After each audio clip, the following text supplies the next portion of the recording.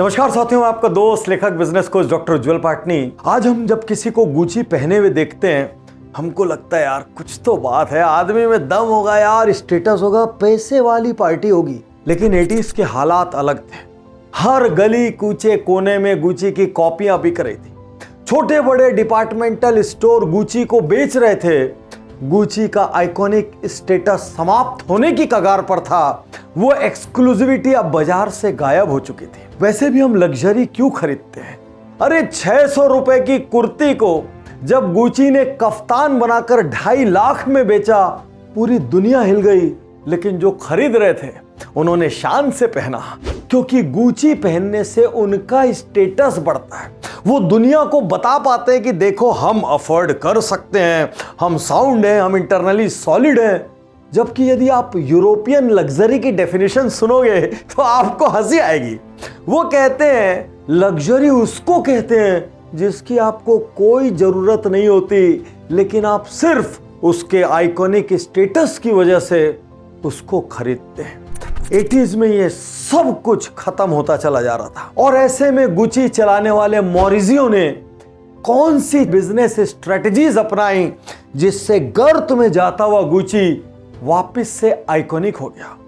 Gucci ने ऐसे कौन से एडवर्टीजमेंट दिखाए जिसकी वजह से घरों में बच्चों की आंख पे हाथ रख के उनको दूसरे कमरे में ले जाना पड़ता था, और सरकार इतनी घबरा गई कि 8 बार एडवर्टीजमेंट को बैन करना पड़ा। और सबसे बड़ी बात, आज गुची का नाम तो है, लेकिन गुची परिवार का कोई सदस्य अब गुची के बोर्ड में नहीं बचा।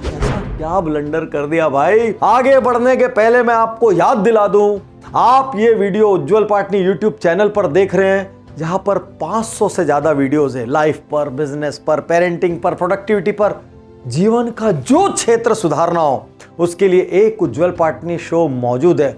और यदि आप लग्जरी चीजों के शौकीन हैं, यदि सपना है यार कभी मेरे पास रोल्स रॉयस हो, कभी मेरे पास रोलेक्स हो, तो इन सब पे बहुत यूनिक केस स्टडीज उज्जवल पाटनी शो पर अवेलेबल हैं, जिनको आप पहन भी सकते हैं, जिनको आप अपने व्यापार में अपना भी सकते हैं।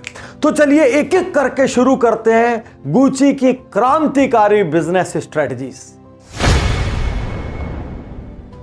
दुनिया में चारों तरफ गुची का आइकॉनिक स्टेटस खत्म होता चला जा रहा था।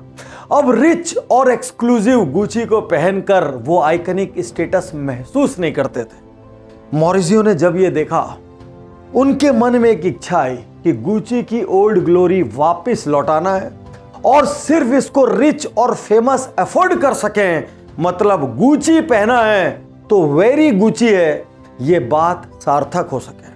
इसके लिए उन्होंने कुछ बहुत कड़े निर्णय लिए। खास बात यहां पर यह बता दूं, जब वो ये निर्णय ले रहे थे तो अधिकांश लोग इन निर्णयों पर संदेह कर रहे थे, सवाल उठा रहे थे, और यहां तक कि इन निर्णयों की वजह से उनको बहुत बड़ा नुकसान हुआ। लेकिन गुची फिर से खड़ा हो गया। एक एक करके मैं बिजनेस स्ट्रेटजीज बता रहा हूं, आपको तेजी से यह सोचना है मैं मेरे बिजनेस में क्या कर सकता हूं। गुची गिनती के स्टोरों में मिलता था। गुची को पहनने वाले अपने आप को रईस और एलिट महसूस करते थे, लेकिन गुची ने खुद को डिपार्टमेंटल स्टोर्स को लाइसेंस कर दिया था। वो लोग गुची नाम से प्रोडक्ट बना बना के बेचते थे, या गुची को एकदम कम दामों पर अवेलेबल करा देते थे। अब वो एक्सक्लूसिविटी खत्म होती चली जा रही थी। इसके अलावा एक प्रॉब्लम और था, हर गली कूचे में कोने में गुची के कॉपी बिक रहे थे। मॉरिजियो ने एक बहुत बड़ा निर्णय लिया और सभी डिपार्टमेंटल स्टोर से लाइसेंसिंग को कैंसिल कर दिया। ये कोई मजाक बात नहीं थी, लेकिन मॉरिजियो कहते थे ये शॉर्ट टर्म लॉस है। लॉन्ग टर्म में गुची का प्रीमियम जब वापस आएगा तो 10,000 लोगों को मिनिमम मार्जिन में बेचने की जगह हम 100 लोगों को मैक्सिमम मार्जिन में बेच के उतना ही पैसा कमाएंगे। हमारा हेडेक कम होगा, हमारी इन्वेंट्री, हमारे लॉसेस कम होंगे, और सबसे बड़ी बात, हमारी एक्सक्लूसिविटी वापस आएगी। साथ ही साथ उन्होंने उन सारे छोटे छोटे स्टोर्स को जो गुची बना रहे थे, बेच रहे थे, उन सब को बंद कराने के लिए अपनी जी जान लगा दी। साम से, दाम से, दंड से, भेद से उन्होंने गुची के आइकॉनिक स्टेटस को वापस गिनती की दुकानों में लाकर लिमिट कर दिया। भाई लोगो ही तो जान थी, लोग उसी लोगो को दिखाना चाहते थे। वो लोगो यदि प्रोडक्ट में न लगाओ तो लोगों को लगता था यार इसकी वैल्यू क्या है। लेकिन मॉरिजियो ने निर्णय लिया, यदि कंपनी का नया स्वरूप प्रस्तुत करना है, यदि गुची का पुनर्जन्म रीबॉर्न प्रस्तुत करना है, तो लोगों को बदलना पड़ेगा। दुनिया भर के बिजनेस एनालिस्ट की नजर में ये मैसिव मिस्टेक। उनका मानना था कंज्यूमर जो प्रीमियम दे रहा है वो आपके लोगों का दे रहा है और 70% सेल्स इस लोगों की वजह से होती है। लेकिन मॉरिजियो अड़े रहे और फाइनली उन्होंने उस लोगों को चेंज कर दिया। खास बात ये, कुछ साल में पब्लिक ने, कंज्यूमर ने, कस्टमर्स ने इस नए लोगों को अपना लिया। उस समय ये निर्णय लेना कितनी बड़ी बात थी देखो।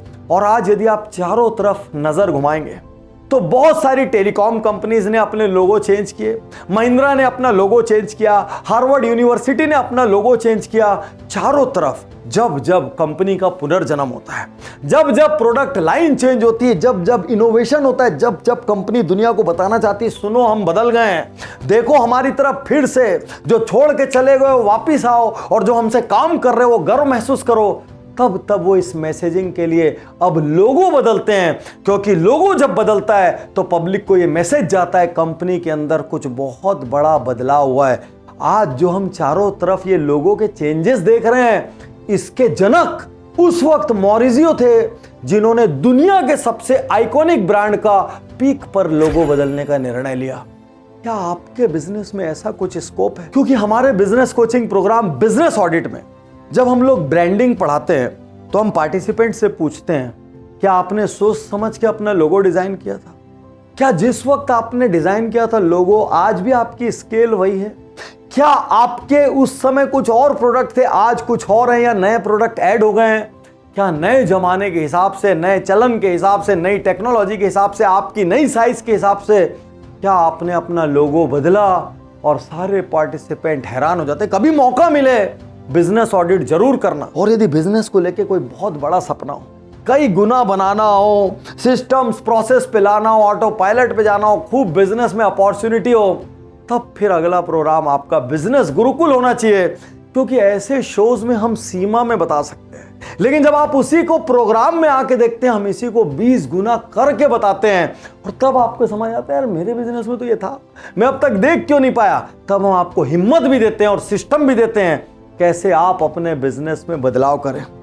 लेकिन अब मैं गुची की कहानी पे फिर से आता हूं। मॉरिजियो का एक ग्रैंड विजन था, लेकिन इसका मॉरिजियो को बहुत बड़ा नुकसान हुआ क्योंकि ये करते करते कंपनी ऑलमोस्ट बैंकरप्ट होने आ गई और साथ साथ एम्प्लॉइज को सैलरीज देने के लिए पैसा नहीं रहा। हर साल $30 मिलियन का नुकसान हो रहा था। अब यहां पर मॉरिजियो को अपने शेयर्स खोने पड़े। इन्वेस्टर्स ने मॉरिजियो का हिस्सा खरीद लिया और सारे इन्वेस्टर्स को लग रहा था मॉरिजियो के निर्णय गलत हैं। लेकिन एक चमत्कार हुआ, ठीक 6 महीने बाद इन सारी स्ट्रेटेजीज का परिणाम सामने आने लगा। वापस से गुची के स्टोर्स में भीड़ बढ़ने लगी, वापस से वो ब्रांड अपने आइकॉनिक स्टेटस की तरफ जाने लगा और जापान में तो मानो चमत्कार हो गया। वहां इतनी तेजी से बैग्स की सेल हुई कि अकेले जापान ने पूरा का पूरा लॉस न्यूट्रलाइज कर दिया और हिस्ट्री में पहली बार गुची के बोर्ड पर कोई गुची नहीं था, लेकिन गुची की ग्लोरी वापस आ चुकी थी। इसको मैं कहूंगा short term impact versus long term impact. Short term में स्टोर कम किए, शॉर्ट टर्म में प्रोडक्ट कम किए, शॉर्ट टर्म में और बहुत सारे चेंजेस लिए, टीम को हायर किया, लोगो बदला, सबको लगा गड़बड़ है। लेकिन शॉर्ट टर्म इंपैक्ट में नुकसान था, लॉन्ग टर्म इंपैक्ट में आज का गुची है। और जब कोई गुची पहन के निकलता है, आज हम जो सोचते हैं ना पक्का बड़ा आदमी होगा भाई, पक्का पैसे वाली पार्टी होगी, इसका श्रेय किसी को जाता है तो वो मॉरिजियो के ग्रैंड विजन को जाता है। परिवार के लोग गुची थे, उनको घमंड था हम दुनिया के सबसे आइकॉनिक ब्रांड के मालिक हैं। लेकिन मॉरिजियो जानते थे बिजनेस को आगे बढ़ाने के लिए पैसा चाहिए, मार्केटिंग के लिए पैसा चाहिए, क्वालिटी टीम के लिए पैसा चाहिए, इनोवेशन के लिए पैसा चाहिए, इंफ्रा के लिए पैसा चाहिए। उन्होंने एक एक करके परिवार के सदस्यों को राजी किया कि वो अपने शेयर्स इन्वेस्टर्स को बेचे। इसके दो फायदे हुए, एक कंपनी में पैसा आया जिससे वो बड़े निर्णय ले सके, और दूसरा जो बहुत सारे लोग अलग अलग तरीके से दखल देते थे व्यापार में, वो दखलंदाजी समाप्त हुई।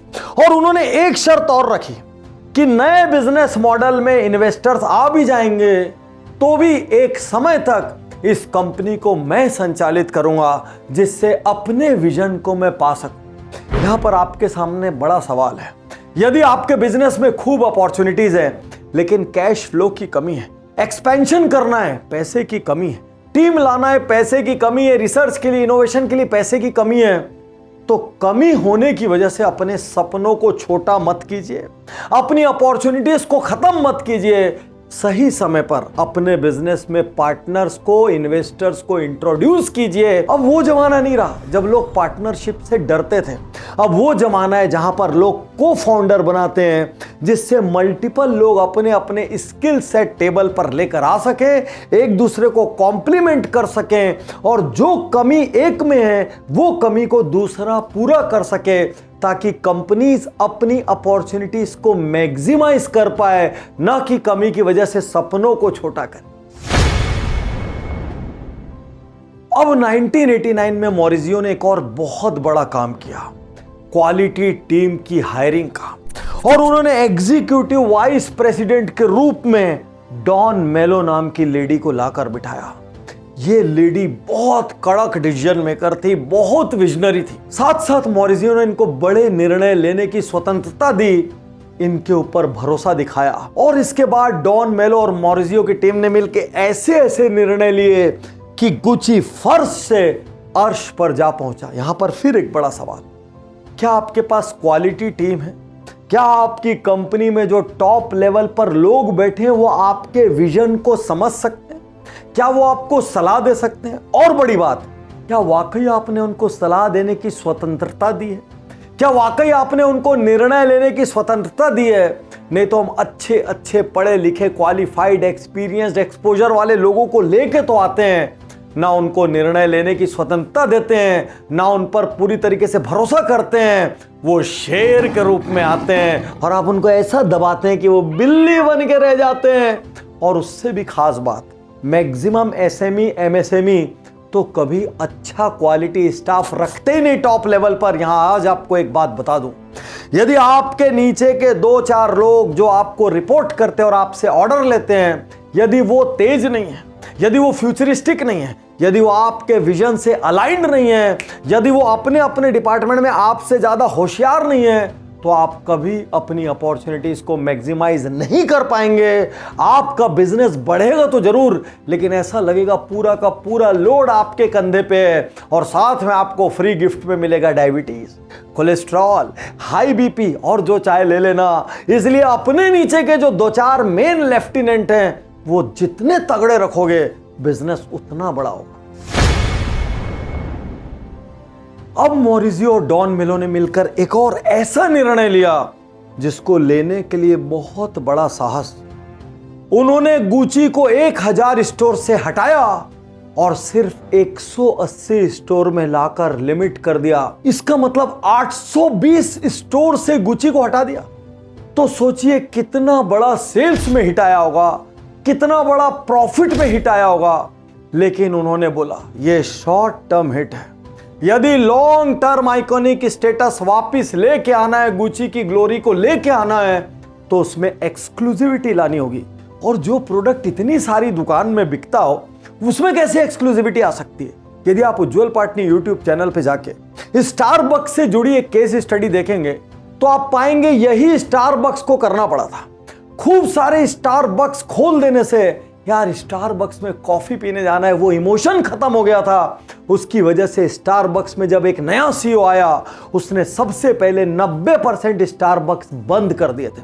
तो ऐसा आप जब बड़े बड़े ब्रांड्स को देखेंगे, आप देखेंगे वो ऐसे कड़े और कठिन निर्णय लेते हैं।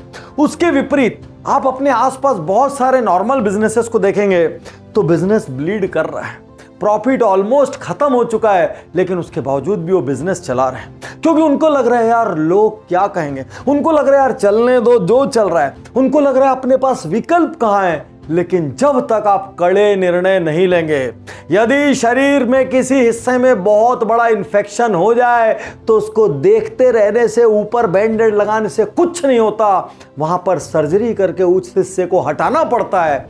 और यही यहां पर गुची के साथ हुआ, और जैसे ही 1000 से 180 हुआ, पूरी दुनिया हिल गई। उनको लग गया कुछ तो बड़ा हो रहा है। इनके पास 22,000 प्रोडक्ट थे।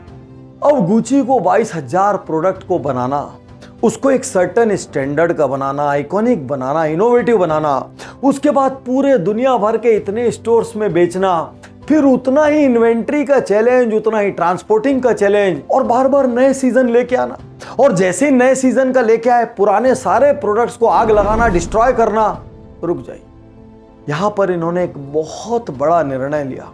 22,000 प्रोडक्ट को घटाकर महज 7,000 प्रोडक्ट पे ले आए, मतलब लगभग 1/3 पर ले आए। और जिन क्लासिक बेस्ट सेलर्स को कुछ लोग इग्नोर कर रहे थे उनकी टीम के, उन क्लासिक बेस्ट सेलर जैसे कि बंबू बैग, गुची के लोफर्स, वो सब को वापस फोरफ्रंट पर लेके आए। क्योंकि गुची क्लासिक और इनोवेटिव, इसका कॉम्बिनेशन रखना चाहता था अपने स्टोर में, ताकि कोई बड़ी उम्र का व्यक्ति भी गुची खरीद सके और यंग एज का व्यक्ति भी गुची खरीद सके। पूरे प्रोडक्ट मिक्स को रिवर्क किया। आज एक बड़ा सवाल, आपका चाहे शॉप हो, आपकी चाहे मैन्युफैक्चरिंग यूनिट हो, क्या कुछ प्रोडक्ट ऐसे हैं जो चल ही नहीं रहे? क्या कुछ प्रोडक्ट ऐसे हैं जो टाइम ले रहे हैं, मैन पावर ले रहे हैं, उसकी इन्वेंट्री बनानी पड़ रही है, वहां पर पैसा जाम हो रहा है, लेकिन वो प्रोडक्ट आपको अब रिटर्न ला के नहीं देते, खाली आप हिम्मत नहीं कर पा रहे हैं उसको बंद करने की? तो याद रखिए, हर पेड़ को काटना पड़ता है समय समय पर, ताकि फिर से वो बड़ा हो सके। तो हो सकता है आपको पूरे प्रोडक्ट मिक्स को स्कैन करना हो, और कुछ प्रोडक्ट्स जो अब उतने अच्छे नहीं रहे उन सबको काटना पड़े, हटाना पड़े, ताकि वापस से आपका फोकस कुछ कोर प्रोडक्ट पे आ सके। और यहां पे एक बात और बता दूं, जितने ज्यादा प्रोडक्ट होंगे उतना ज्यादा कंफ्यूजन होगा, और उतने ज्यादा लोगों तक प्रोडक्ट पहुंचेगा तो फिर से वही एक्सक्लूसिविटी का लफड़ा आ गया। क्योंकि बहुत सारे लोगों के पास छोटे बड़े हर किस्म के प्रोडक्ट होंगे, तो एक सर्टन एमआरपी के नीचे के सारे प्रोडक्ट गुची ने उड़ा दिए। इसका मतलब कोई भी गुची का कुछ भी पहने वो इस लेवल से ऊपर का ही हो। अब गुची का एक ऐसा निर्णय जिसको लेना वाकई में बहुत हिम्मत की बात है, सारी ओल्ड इन्वेंट्री को हटाना है, और सारे नए जो डिजाइन्स है, नए जो प्रोडक्ट्स है, जो नई सोच है, उसके प्रोडक्ट्स को लाकर अब गुची बेचेगी। तो भाई पुराना कहां जाएगा? पुराना नहीं बिकेगा तो कहां जाएगा? आग लगा देंगे, डिस्ट्रॉय कर देंगे, खत्म कर देंगे, गोडाउन में डाल देंगे, लेकिन बिकेगा नहीं। इस एक निर्णय से गुची पर बहुत बड़ा उधार आया। सबने खूब बुराई की, लेकिन मॉरिजियो कहते थे, यदि आज मैं धीरे धीरे प्रोडक्ट को बदलूंगा तो लोगों को समझ ही नहीं आएगा कि मैं बदल रहा हूं। मैं नया निर्णय ले रहा हूं, मैं ग्रैंड विजन के साथ आया हूं, और पूरी डिजाइनिंग, पूरा प्रोडक्ट मिक्स चेंज हो रहा है। यदि लोगों पे हथौड़ा मारना है तो एक ही दिन में सारा ओल्ड प्रोडक्ट हटना चाहिए और सारा नया प्रोडक्ट आना चाहिए। बहुत सारी दुकानें बंद हो जानी चाहिए, इंटीरियर चेंज हो जाना चाहिए, मटेरियल नया आ जाना चाहिए, ताकि लोग जब गुची में आए बोले ये वही गुची, ये क्या हो गया गुची को, और फिर से वो नई परचेजिंग के लिए इंस्पायर हो। तो बहुत बड़ा निर्णय, सारी ओल्ड इन्वेंट्री को नई इन्वेंट्री से रिप्लेस किया गया। दोस्तों, मेरी टीम ने खूब रिसर्च करके गुची की इस केस स्टडी को बनाया। आप मुझे ये जरूर से जरूर कमेंट बॉक्स में बताना कि आपको सबसे अच्छी स्ट्रेटजी कौन सी लगी, और साथ ही साथ डिमांड करना सेकंड पार्ट की। क्योंकि आज कुछ चीजें मैं आपको नहीं दे रहा हूं, मैं आपको ये नहीं बताऊंगा कि कैसे एक होटल में काम करने वाले आम व्यक्ति ने इतने बड़े गुची के ब्रांड को बनाया। ऐसी कौन सी एडवर्टीजमेंट गुची ने की, शर्म आ जाएगी आपको, शर्म आ जाएगी, बता रहा हूं एकदम पक्का, जिसको यूके सरकार ने 8 बार बैन किया। मॉरिजियो को उन्हीं की बीवी ने गोली क्यों मार दी? और सबसे बड़ी बात, गुची लेदर के लिए जाना जाता था। ऐसी क्या मजबूरी आई गुची के सामने, ऐसे क्या नियम कानून बैठे जिसकी वजह से गुची को इनोवेट करना पड़ा, लेकिन रेस्ट्रिक्शन में उस इनोवेशन ने कमाल कर दिया। अगले उज्जवल पार्टनी शो में आपको यह समझ में आएगा आप कहीं भी हो, आप बड़े सपने देख सकते हैं और इन सपनों के शुरुआती कदम कैसे होने चाहिए ये आपको बताऊंगा। साथ ही आपको ये समझ आएगा यदि सरकार की कोई नीति, नियम, कानून बदल भी जाएं, कैसे इनोवेशन के जरिए आप उसको बाईपास करके सक्सेस स्टोरी लिख सकते हैं। लेकिन इसके लिए एक काम करना पड़ेगा, कमेंट बॉक्स में आकर गुची के सेकंड पार्ट की आपको डिमांड करना पड़ेगा। शुक्रिया, धन्यवाद, थैंक यू। हो सके तो एक आध गुची खरीद ले। मैं तैयार हूँ, मैं तैयार